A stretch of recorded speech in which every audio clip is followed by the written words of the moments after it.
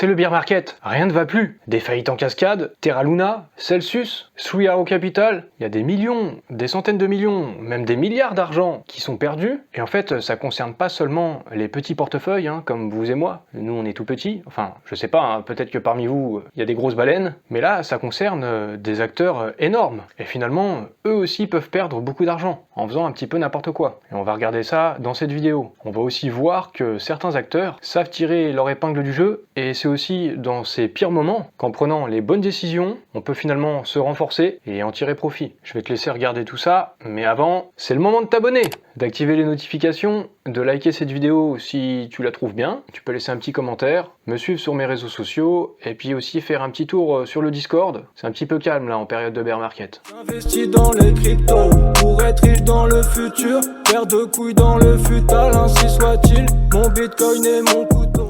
Vous n'êtes pas passé à côté de la nouvelle, je pense. Celsius qui se fait liquider, Celsius qui est en faillite, et je vous mettrai en description un lien vers cet article qui détaille un petit peu le pourquoi du comment de ce qui s'est passé, avec toutes les explications. Mais en gros, ce qu'il faut comprendre, c'est que de la même manière que vous et moi, en faisant de la finance décentralisée, Celsius s'est retrouvé avec des opérations déficitaires. Si vous vous souvenez, je vous avais présenté le projet Atom Protocol, ça parlait de lending. Bah là, de la même manière, de très gros acteurs, de grosses sociétés du monde de la crypto, peuvent mettre leurs actifs en collatéral, emprunter, mais s'ils s'exposent trop, s'ils font n'importe quoi, ils peuvent aussi se retrouver liquidés, et c'est le cas pour Celsius. Et toujours au sujet de Celsius, il y a un ancien employé qui les accuse d'être un Ponzi, c'est James Stone, il y a travaillé jusqu'en avril 2021, et en fait ce qu'il dit, c'est que chez Celsius, il cherchait désespérément un investissement potentiel qui pourrait leur apporter plus que ce qu'ils ne devaient à leurs déposants, sinon ils devraient utiliser les nouveaux dépôts pour pouvoir payer les intérêts dus aux dépôts antérieurs, donc on paye les intérêts des anciens avec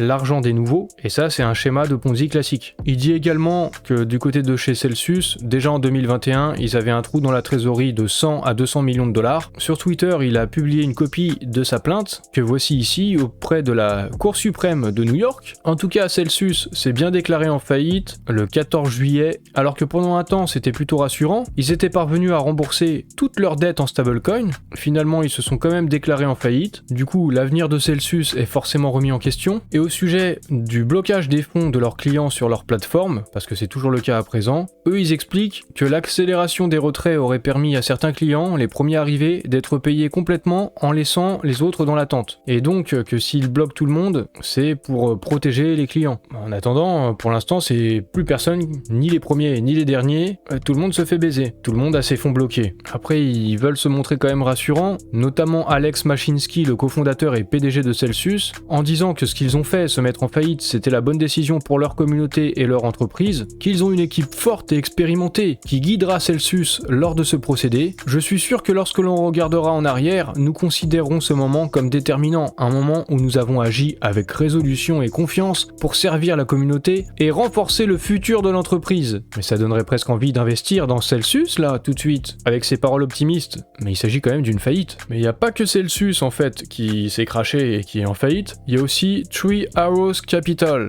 C'est une société de placement en crypto qui est basée à Singapour. Leur activité était basée sur la spéculation, tout en étant dépendant de la valeur de l'Ether. Et forcément, vu que le marché s'est cassé la gueule, avec une forte volatilité à la baisse, et en étant trop exposés, en empruntant de manière inconsidérée, ils se sont retrouvés liquidés. C'était quand même un fonds de près de 10 milliards de dollars. Ils se sont retrouvés dans une liquidation forcée qui s'évaluerait à près de 400 millions de dollars. Et c'est dingue de se dire que des gros acteurs comme eux, qui sont normalement expérimentés, ils sont au courant qu'un bull run ça dure pas éternellement. Il y a un moment, ça s'arrête. Bah pourtant, ils sont restés exposés comme ça, ils ont pris des risques inconsidérés. Normalement, c'est des erreurs que feraient des petits portefeuilles, des particuliers ou des personnes inexpérimentées. Et à la suite de cette faillite de Three Arrows Capital, c'est Voyager Digital qui s'est également retrouvé en faillite. Les conséquences de l'effondrement de Luna, du marché des crypto-monnaies et des prêteurs centralisés qui prenaient des risques inconsidérés, c'est ça qui explique toutes ces faillites. C'est les dominos de la crypto qui continuent de tomber. Voyager aurait perdu 650 millions de dollars du fait du défaut de paiement de son plus grand emprunteur, Three Arrows Capital. Donc Voyager a prêté de l'argent à Three Arrows Capital. Three Arrows Capital tombe et fait faillite. Ils ne peuvent pas rembourser. Voyager ne reverra jamais cet argent prêté. Ça les met eux-mêmes en faillite. Et c'est les faillites en cascade. Genesis est également touché par la faillite de Three Arrows Capital, pour les mêmes raisons. Sauf que là,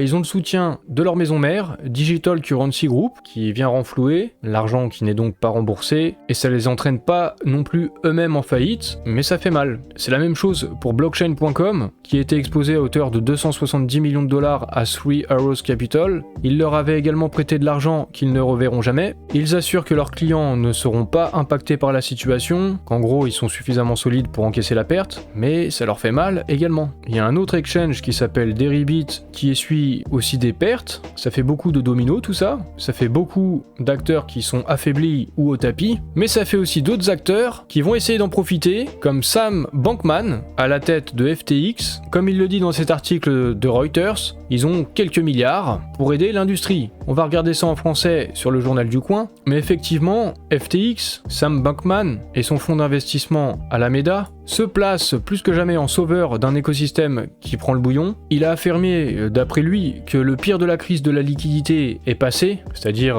les dominos sont tombés, en tout cas la plupart, et il dit « Ma société et moi-même disposons encore de quelques milliards pour soutenir les entreprises en difficulté qui pourraient déstabiliser davantage le secteur des actifs numériques. » En fait, ils sont là pour racheter ceux qui sont au tapis ou ceux qui sont trop affaiblis. Ils vont en profiter pour se renforcer. C'est un peu de la même manière que quand une crypto, son prix s'est effondré, comme en bear market, c'est exactement ça. Vous avez les fonds nécessaires, vous avez des réserves, vous avez du stablecoin, lui il a quelques milliards quand même, et vous achetez à bas prix quand c'est sous-évalué. C'est à ce moment-là que vous investissez, que vous faites vos meilleures affaires, et puis plus tard, vous en récoltez les fruits. Nous commençons à avoir plus d'entreprises qui nous contactent. Ces entreprises ne sont généralement pas dans des situations catastrophiques, bien que certains petits exchanges crypto puissent encore faiblir et disparaître. Donc ouais, c'est exactement ça, Il y en a qui sont faibles et qui peuvent être ramassés comme ça, sans défense. Est-ce que c'est le cas par exemple de Swissborg, dont Cyrus Fazel sur Twitter a fait un petit thread en expliquant et en justifiant le fait qu'il devait se séparer de 27 employés. Swissborg, c'est encore un petit acteur qui pourrait correspondre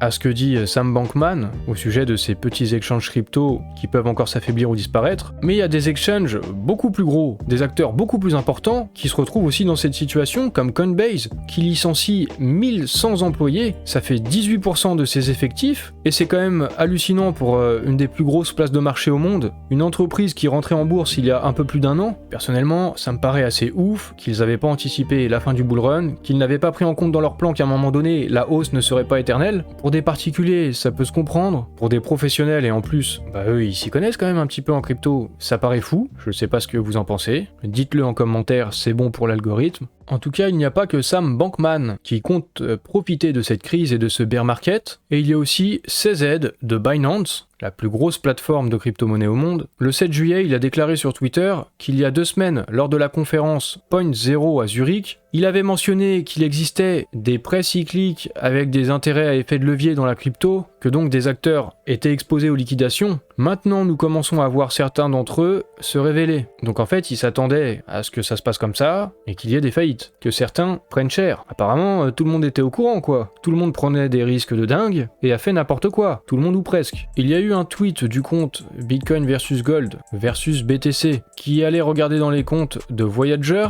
et il constate que Alameda, le fonds d'investissement de Sam Bankman, FTX, eh bien il doit à la société 376 milliards de dollars. On retrouve ce prêt ici. Cela soulève plusieurs préoccupations. Comment FTX est censé renflouer l'espace crypto, comme il l'a dit, avec ses quelques milliards, pour aider l'industrie, alors que eux-mêmes sont très endettés. Et il y a CZ de Binance qui a réagi en disant « Tiens, ça prend une tournure intéressante, parce que FTX c'est un concurrent de Binance. » Quelqu'un a demandé à CZ si Binance vise à étendre son influence et à être meilleur que toutes les autres plateformes de crypto. Étendre son influence, ça peut vouloir dire faire des rachats, du coup, comme FTX. Il a répondu, être meilleur ou pas, ça c'est subjectif, et qu'il laisse chacun penser ce qu'il en veut. Il laisse ça à l'opinion individuelle. Mais en tout cas, il a affirmé que Binance n'a pas de prêt d'autres personnes. Personne leur a prêté de l'argent. Ils ont leurs fonds propres et ils sont autosuffisants. donc pour eux, pas de risque de faillite. Et ils peuvent même se permettre, à partir du 8 juillet,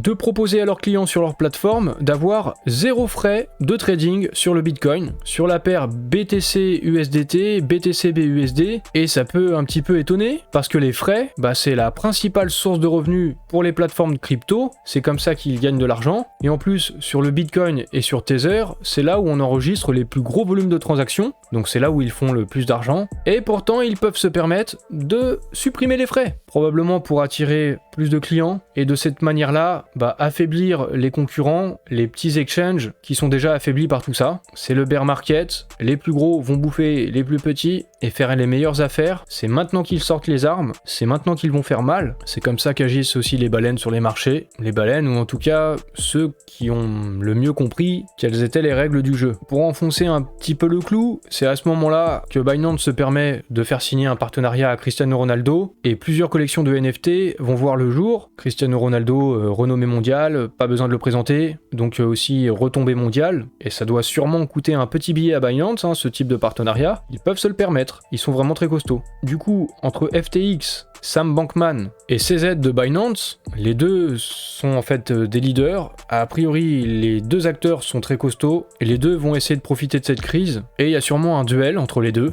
Du coup, l'occasion de vous partager ce petit thread que je vous mettrai en description. Je vais vous laisser le lire. Il a été fait par OAC-FR sur Twitter et il parle justement de ces deux géants, de ces deux exchanges dominants et il note des points intéressants dans cette concurrence entre les deux, lequel sortira gagnant. Je vous laisserai lire ça vous-même, je vous laisserai travailler, je vous laisserai faire vos devoirs d'été, parce que c'est aussi comme ça qu'on apprend et qu'on acquiert des compétences. On dirait que le malheur des uns fait le bonheur des autres, certains font faillite et d'autres se renforcent. Les marchés financiers, c'est vraiment sauvage. Que ce soit régulé ou pas, d'ailleurs, c'est comme ça que ça se passe. La loi du plus fort ou du plus malin, ou tout simplement celui qui en apprend le plus pour essayer de comprendre, pour essayer de prendre les meilleures décisions. Du coup, ça c'est valable pour les gros acteurs et pour nous aussi. Et du coup, pour continuer d'apprendre, tu peux suivre ma chaîne, t'abonner, activer les notifications, me récompenser avec un petit like. J'ai vraiment l'impression de faire la quête à chaque fois, ou d'être dans le métro et de demander de la thune. Et du coup, donne-moi un petit peu, allez, un petit follow, un petit commentaire pour manger, pour nourrir sa réflexion, allez. Bon, j'arrête, tu peux partir.